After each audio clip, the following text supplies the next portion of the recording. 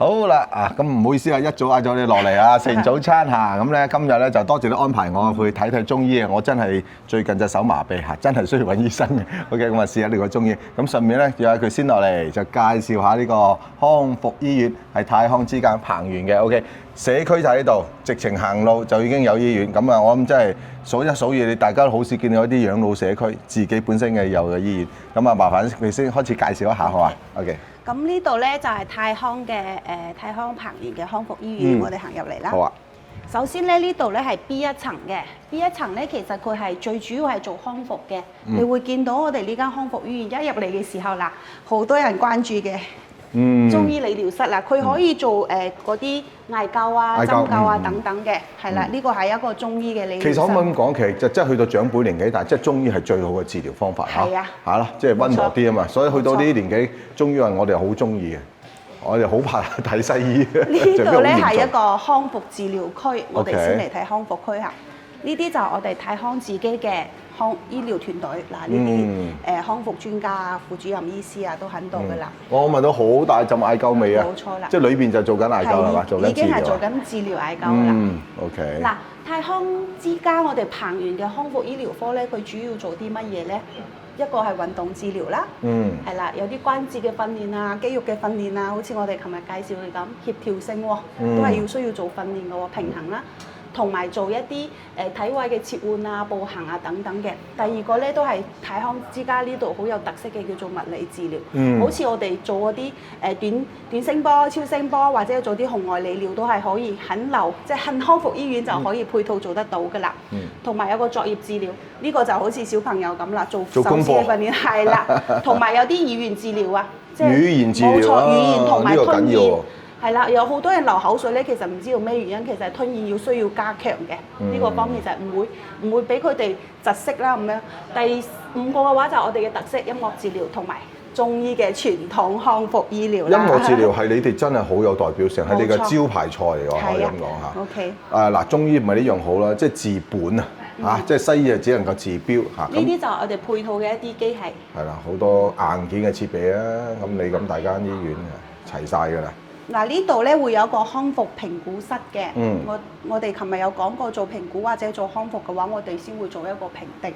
呢個就係一個認知治療嘅科室啦。同埋呢度咧係作業治療，就係做功課。你可以見到係啦，入邊咧係好多。所謂功課就其實係做啲簡單嘅手指練習啊咁樣。等個老人家可以靈活翻啲。嗱，如果大家記得上一集咧，我嗰時有拍攝，佢有個數據報告嘅，佢呢度咧對於啲認知障礙啊，或者呢啲咧各方面嘅治療咧，佢係真係會幫佢係健康咗嘅喎嚇。呢度就係運動治療啦。運動治療室都幾大㗎，入邊嘅器械都幾多嘅。呢個就係物理因子治療係啦。咩叫物理因子啊？你見到嗰啲超聲波啊、短波啊，或者有啲紅外啊，有啲儀器喺度嘅，你可以見到。OK。所以做理療好多長者佢可能有啲疼痛啊，有啲咁樣嘅症狀啊，佢喺度做治療就 OK 㗎啦。做緊治療裏邊嚇，好多啲設備喺度，運動治療啊，呢個係。呢度都係其中嘅一間運動治療室。呢度咧係做下肢嘅訓練會比較多嘅。下肢訓練，即係醫療級啊，真係唔同啊！咁呢啲你同我啲養老有好多養老院都自己有少少呢啲機器嘅嚇，咁但係真係大家大鏡頭睇到啦，佢度真係好充足啲機器啊，儀器好充足，因為始終都係有咁多嘅即係院友喺度啦。開咗幾耐？要開咗3年㗎咯喎。係啊，我哋開咗差唔多3年。哇，好乾淨，好似新開咁。呢度係語言治療室嚟嘅，係啦，有啲吞嚥治療。即係有啲好多公公婆婆食唔到嘢，係因為佢哋嘅吞嚥能力係冇咗嘅，所以呢度係可以做一啲治療同埋一啲訓練嘅。好。仲有一個係音樂治療室喺呢邊。呢個黃牌啊！呢度係我哋嘅音樂治療室，不過今日咧可能入邊有人有功課，可能係啦。同埋呢度咧有啲居民咧，佢話要吸氧，係啦，佢就會嚟呢度掛個號就可以。做呢啲咁樣嘅。可唔可以再講多少少音樂治療？我真係好有興趣。係治療啲乜嘢啊？即係邊方面嘅情況就可以用音樂治療嚟到去做啊？其實音樂治療咧有兩方面嘅，第一個咧就係有認知障礙嘅長者，咁佢哋係可以配合翻啲音樂嘅音律，跟埋一齊喐啊，一齊運動啊咁樣嘅。第二個咧就係一啲行動，其實唔係需要訓練嘅一啲長者，佢可以慢慢跟住啲音樂嘅頻率，開始可以企起身啦，可以慢慢跟住音樂喐啦，亦都有可能係可以唔需要任何嘅行動嘅輔助，佢就可以行翻起身嘅，係好神奇一個治療嘅方式。係啊，我真係好欣賞啊！同埋咧，我上次聽你有個醫師，上次我撞到醫師佢話咧，甚至有啲老人家咧脾氣好大啊，即係鬧人啊，甚至有啲即係有啲動作啊咁，佢原來用音樂治療咧係可以將佢個脾氣啊，係咪？其實可能係唔知係即係抑壓咗定乜嘢，可以用音樂可以改善到嘅。係啦，係音樂治療都係一種心理治療嘅方式。係啦，你好似我哋太康之家有好多員工咁佢哋平時照顧啲長者都係年紀比較大嘅，咁都有可能佢哋會有用呢啲方式嚟做我哋員工嘅心理嘅疏解緩解咁樣嘅疏導。嗱，大家睇新聞知啦，嗱真係嘅，因為有時佢係呢啲即係自己本身都唔想嘅嚇，咁啊因為去到咁嘅情況，譬如啲我哋話齋失智啊等等，佢有時真係會推推撞撞打人都有嘅，咁所以佢哋嗰啲護理咧有時都真係好有耐心耐性嘅。OK 嚇，咁咧就但係佢有治療方面咧，咁可以改善咯嚇。呢度就係1樓，咁我哋而家行上去2樓，2樓咧就係門診。我感覺咧呢度就好似新開嘅咁，好乾淨，好靚咁啊！華僑香港人就最緊要乾淨係咪嚇？咁啊清潔啊，即係好似新開醫院一樣。同埋咧，我真係中意咧，因為我幾中意入去呢啲醫院好就，你聞到嗰陣艾灸味嘅嚇，有啲放鬆咁喎。係啊，個人係輕鬆啲啊，自然啲。同埋咧，呢間醫院咧，其實佢係開放俾公眾嘅，就譬如我哋隔離嘅一啲中港客嘅集團，佢哋嘅健康管理啊嗰啲，都會喺呢間醫院做嘅。但係我哋唔會做好強大嘅呢啲宣傳，因為我哋希望係留翻啲俾院友，留翻啲空間嚇。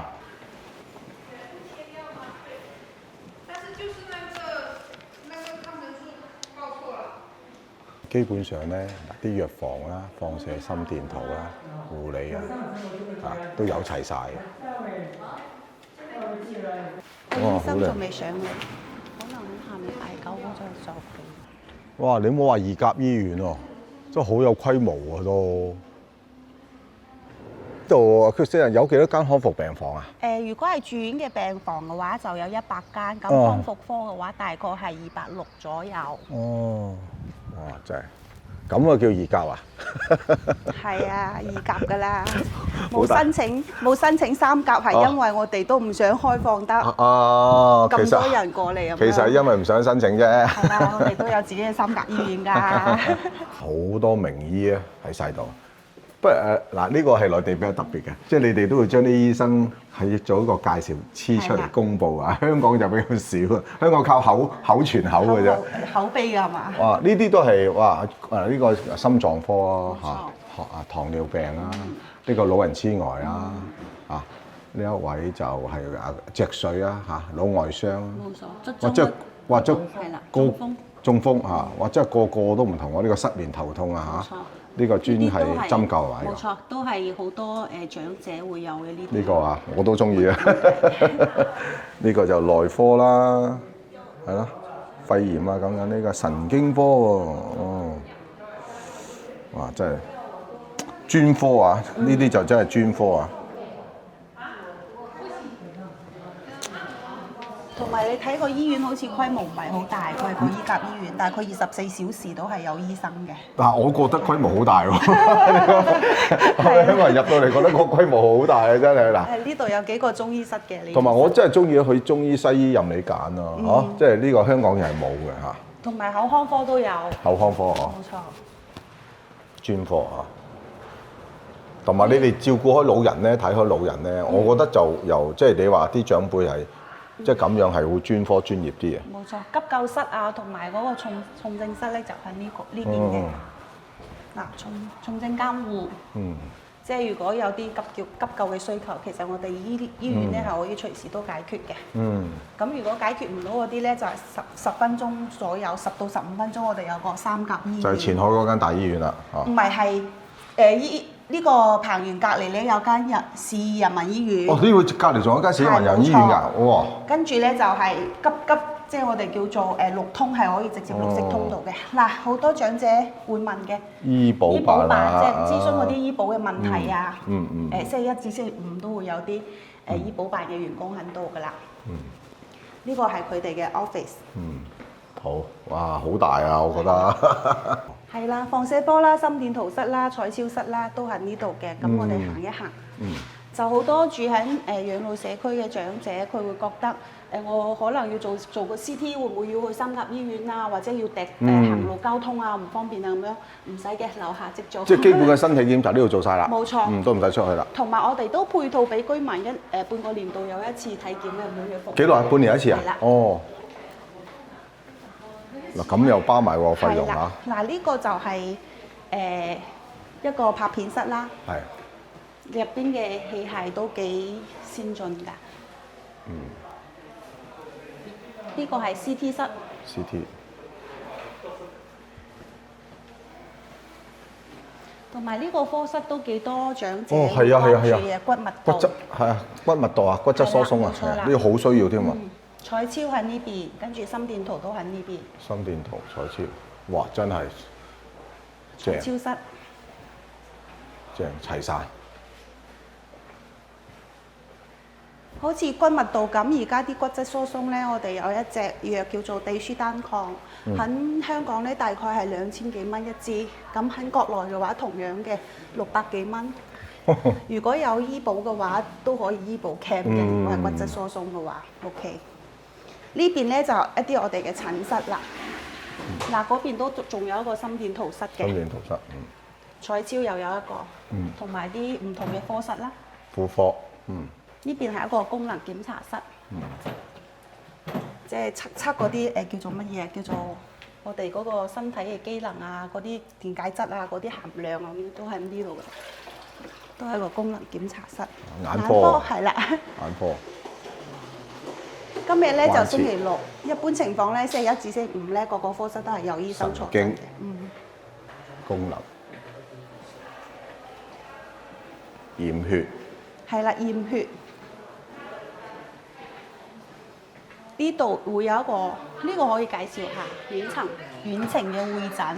哦。咁如果係有一啲想要諮詢嘅，我哋唔會話單學科講咗算嘅，會請多學科嘅專家一齊做遠程嘅會診。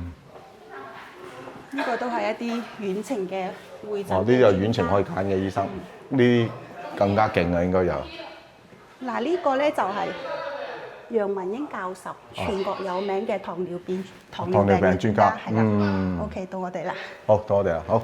你係有咩唔舒服？最近大概應該1個2個月到啦，開始夜晚瞓覺，淨係夜晚先係咁喎，兩隻手會有啲痹啊嚇，但係朝頭早日頭冇事啊，兩隻手都有啲痹。夜晚先會痹。係瞓到一半痹定係開始瞓就痹啊？我又冇乜留意喎。瞓覺前會唔會痹啊？瞓覺前唔會咯。即係醒嗰陣就有感覺。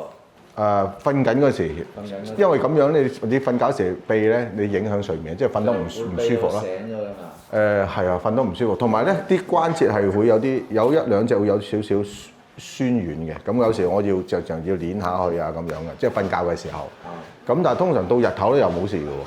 依家就冇感覺。而家冇話酸痛嗰啲咧，但係都係覺得唔係好順暢㗎啦。即係譬如而家我喐手指但係我打籃球嘅。我一個禮拜打2次籃球，咁即係好多可能性啦。係咪因為我年紀大打籃球啲關節啊？淨係嗱，我就驗過血冇痛風，白天係唔會有感覺。係啦，白天冇喎，咁得意。淨係半夜會有，跟住鼻醒。係啦。頸有冇唔舒服啊？頸冇。冇嚇。呢度撳住會唔會痹啊？少少鼻。少少。鼻喎，都鼻喎，係喎，係有。會好似夜晚嗰種感覺。差唔多啦，係。呢度咧？呢度咧？呢度冇。呢度冇。呢度冇。呢啲冇嚇。冇。呢邊咧？